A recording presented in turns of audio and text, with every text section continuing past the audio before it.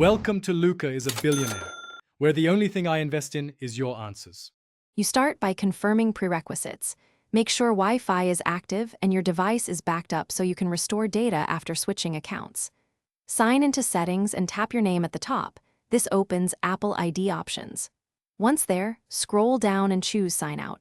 You may be asked for your Apple ID password, and to disable Find My iPhone, enter credentials to continue.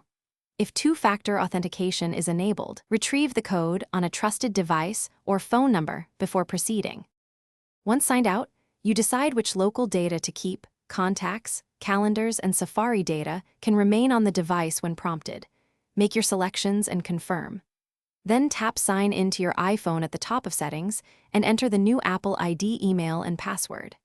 Next, follow prompts to merge or not merge data with Icloud, and when prompted, enter the two-factor authentication code sent to a trusted device or phone number. Make sure the device sync settings reflect what you want to share to iCloud. To finish, open Settings your name iCloud and toggle services like Photos, Keychain, and Backup to your preference.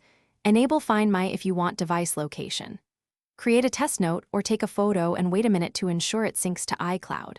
If the new account doesn't sign in or sync, first check network connectivity and retry. Then reset network settings if necessary, and verify the Apple ID works on Apple. Apple.com. If problems persist, contact Apple support for account recovery steps. Thanks for watching, and please subscribe. It's the best investment you'll ever make.